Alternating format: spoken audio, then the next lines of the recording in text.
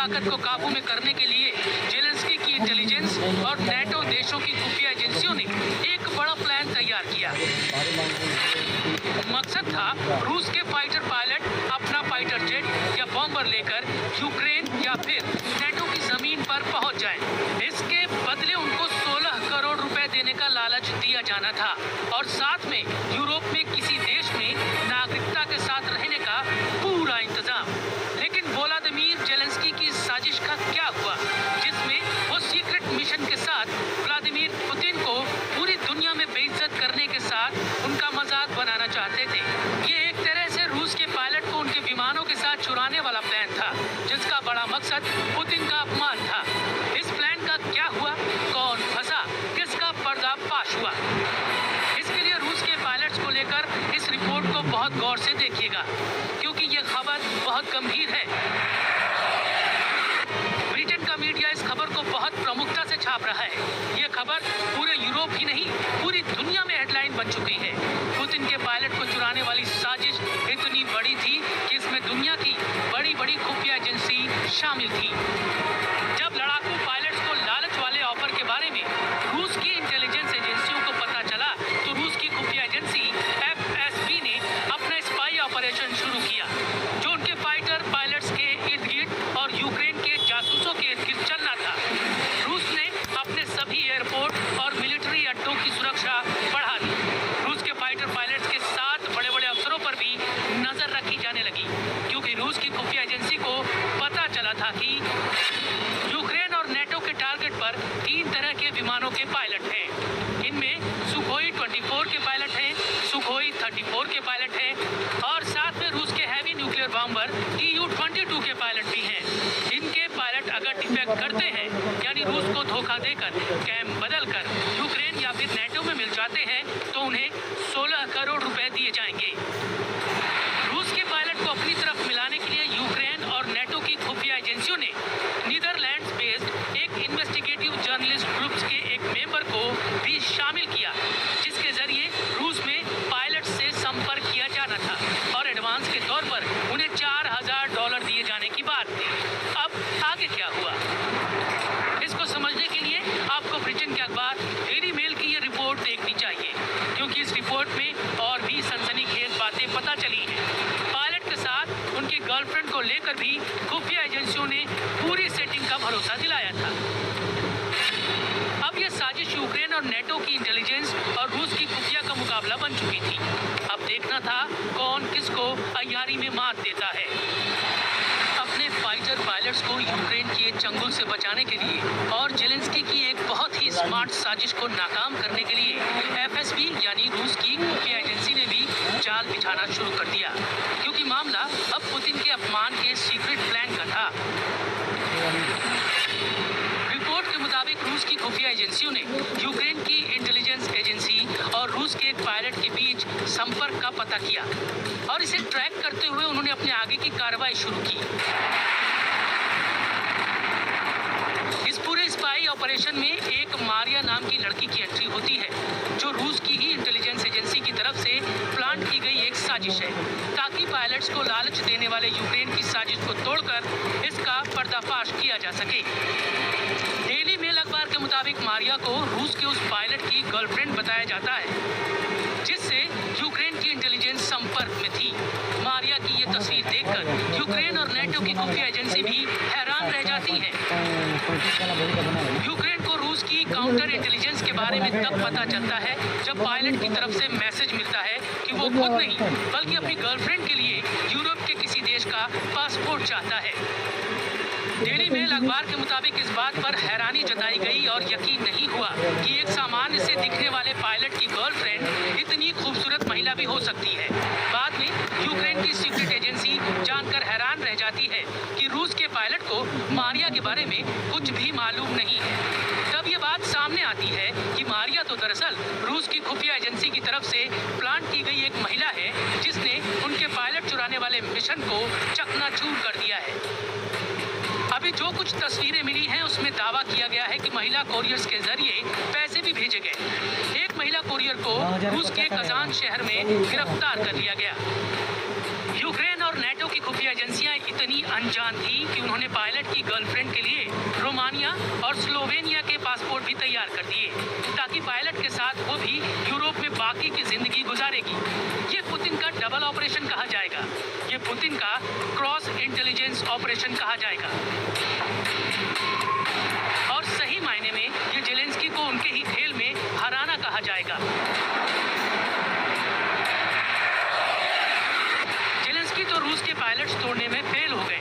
अब देखिए कि पुतिन की फौज कैसे यूक्रेन के सैनिकों को टूटने पर मजबूर कर रही है। निकोलाइव का ये वीडियो देखिए जो वायरल है। इसमें यूक्रेन के सैनिक सरेंडर करते हुए दिखाई दे रहे हैं। वीडियो की तारीख और वक्त के बारे में जानकारी नहीं है, लेकिन ये यूक्रेन की फौज का सरेंडर बताया जा रहा है। रूस ने जब निकोलाइव के इस इलाके को घेरा और वार्निंग दी गई कि सरेंडर नहीं किया तो एक भी सैनिक नहीं बचेगा, तो बंकर से यूक्रेन के फौजी निकलने लगे। गिनिए कि यहाँ कितने सैनिकों ने सरेंडर किया।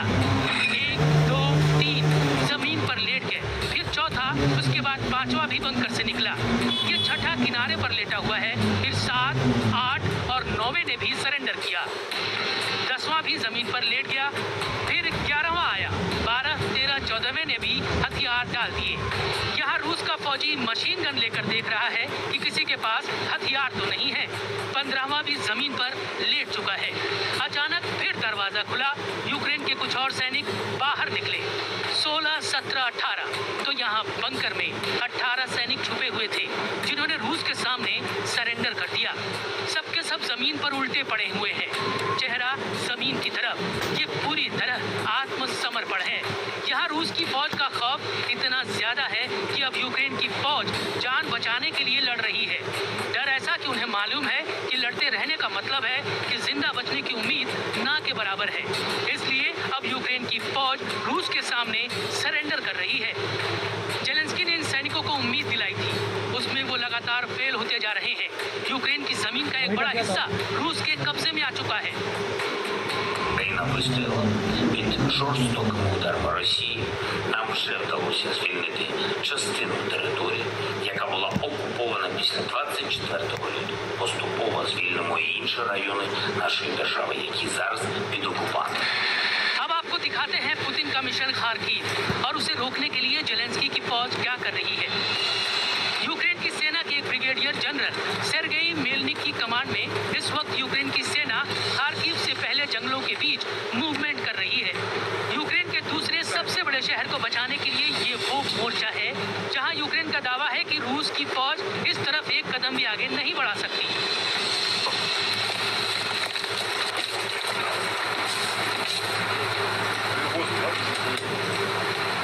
जंगलों के बीच यूक्रेन की ये पोजीशन काफी मजबूत मानी जा रही है। ये खार्किव के बाहर वो जगह है जहां से रूस के जमीनी हमले का खतरा हमेशा बना रहता है। До цього з 24 лютого зламали зуби, а далі на сьогоднішній день вони ніяк не можуть пройти ні на метр вперед. Ні на метр вперед. Як вони потужно це не намагаються зробити? Це все поки все їх пуста втрата часу. डॉनबास में लुहांस पर जीत के बाद रूस के हौसले काफी बुलंद हैं और अब डोनेट्स्क के साथ रूस खार्किव पर नजरें गड़ाए हुए है। अब तक इस इलाके में रूस सिर्फ मिसाइलें बरसा रहा है, लेकिन उसकी फौज अब भी खार्किव के बाहर मौजूद है। यूक्रेन का यह मोर्चा अब भी काफी मजबूत बना हुआ है और यहाँ उनके सैनिकों को यकीन है कि वो इस जगह को बचाने में कामयाब रहेंगे। Сил і засобів у них не хватить, щоб взяти Харківську область. По оперативним розвідданим, на які тільки у нас є одна інформація, що вони будуть намагатися взяти Харківську область оперативно, Харків оперативно. पुतिन की फौज जहां जमीन के रास्ते चढ़ाई नहीं कर पा रही, वहां मिसाइलों से हमले तेज हो गए हैं और ऐसा ही हमला डोनेट्स्क के बाखमत शहर पर हुआ जब रूस की मिसाइल एक स्कूल पर आकर गिरी। एक बार फिर देखिए कि मिसाइल के हमले में क्या धमाका हुआ और फिर कितना नुकसान हुआ। डॉनबास के साथ खार्किव और आसपास रूस के लगातार हमले जारी हैं। यूक्रेन पर अब और ज्यादा बड़ा खतरा मंडरा रहा है। В Бахмуте, допустим, Костянтинівці стався ворожий обстріл. Під ракетний удар потрапили 2 навчальних заклади. Школи отримали досить суттєві ушкодження, тобто зруйновано стіни.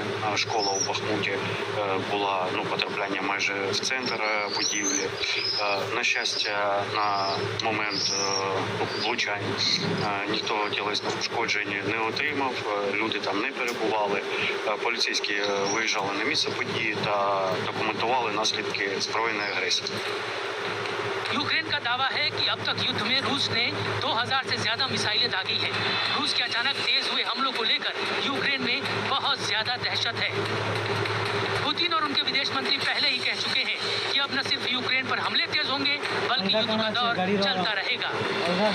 एक मुल्क पर जब 2000 मिसाइलों से हमला होता है तो क्या होता है, इसकी बहुत ही खतरनाक तस्वीरें यूक्रेन से लगातार मिल रही हैं। स्कूलों पर हमले बताते हैं कि बच्चे भी पुतिन की मिसाइलों के टारगेट बन सकते हैं, क्योंकि पहले ही सैकड़ों बच्चों की इस युद्ध में जान जा चुकी है। यूक्रेन सरकार का दावा है कि 5 महीनों से जारी ऐसे हमलों में अब तक 358 बच्चों की मौत हो चुकी है। इस दौरान रूस की बमबारी में करीब 700 बच्चे घायल भी हुए हैं।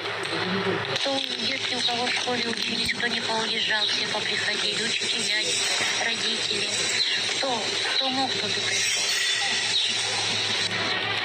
पुतिन के सामने डॉनबास का पूरा इलाका है जिस पर कब्जा बाकी है।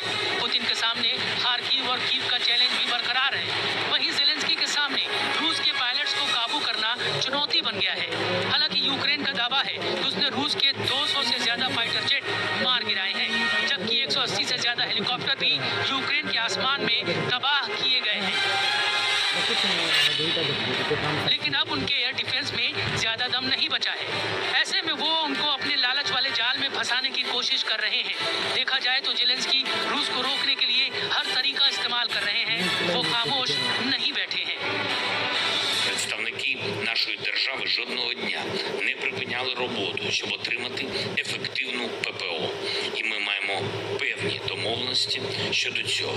Є певні успіхи, які дозволять знищувати частину ракет, однак потрібна зовсім інша швидкість і масштаб захисту. Але все залежить, на жаль, не від нас, а від політичних рішень, які можуть бути ухвалені в ключових столицях. І саме тому ця тема протиповітряної оборони стала ключовою сьогодні у виступі першої леді України перед Конгресом Сполучених Штатів Америки. Це було вперше в історії, коли перша леді робить таке звернення до Конгресу. І वैसे जेलेंस्की की अमेरिका और नेटो से नए हथियारों की उनकी डिमांड भी लगातार बढ़ती जा रही है और उन्हें सप्लाई मिल भी रही है। लेकिन पुतिन का पूरा फोकस अब जेलेंस्की के नए हथियारों को खत्म करने पर भी है। इसी के बहाने पुतिन अब बाकी पश्चिमी यूक्रेन को भी पूरी तरह से युद्ध में शामिल करना चाहते हैं और इसकी कोई गारंटी नहीं है कि पुतिन यूक्रेन की सरहद पर रुकेंगे या फिर नेटो की सरहद में भी घुसपैठ करेंगे।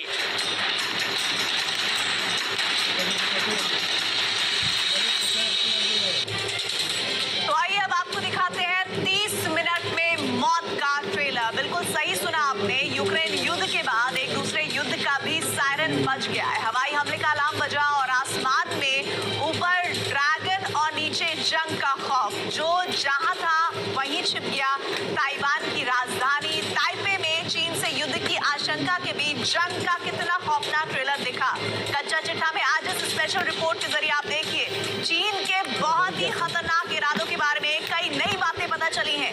शी जिनपिंग का खौफनाक कितना प्लान है वो भी आपको हम इस रिपोर्ट में दिखाएंगे। किस हद तक चीन जा सकता है, चीन की हर चाल अगले 10 मिनट में आपके सामने होगी।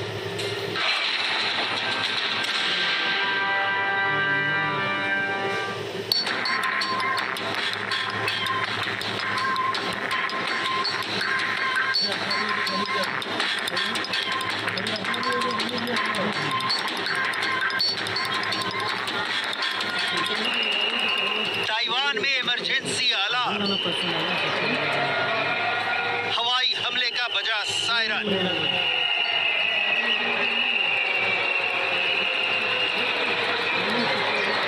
पायलटों ने मोर्चा संभाल लिया। फाइटर जेट आसमान में उड़ गए।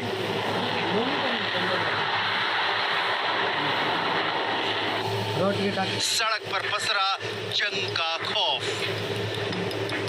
ताइवान में अचानक सड़कें सूनी हो गई, ट्रैफिक की सभी ग्रीन लाइट जलने लगी, दुकानों के शटर डाउन हो गए, लोग सुरक्षित शेल्टर में शरण ले लिए और ताइवान के लड़ाकू विमान आसमान में मोर्चा संभाल लिए।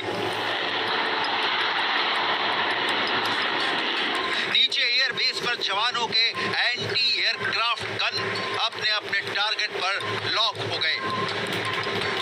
इधर शहर में सड़क पर मौजूद लोगों को पुलिस महफूज ठिकानों पर भेजने लगी। स्कूटी सड़क किनारे खड़ी कर लोग जहां जगह मिली वहां अंडरग्राउंड हो गए। तभी एकाएक सड़क के किनारे आग लग गई। फायर फाइटर आग बुझाने में लग गए। ताइवान की राजधानी ताइपे में ये क्या हो गया? क्या ताइपे पर हवाई हमला होने वाला था? क्या चीन के विमान अब की बार ताइवान के बॉर्डर को पार कर उसकी राजधानी तक पहुंच आए? ताइपे में अचानक एयर स्ट्राइक अलार्म क्यों बज गया? जवाब ताइपे के सीजी में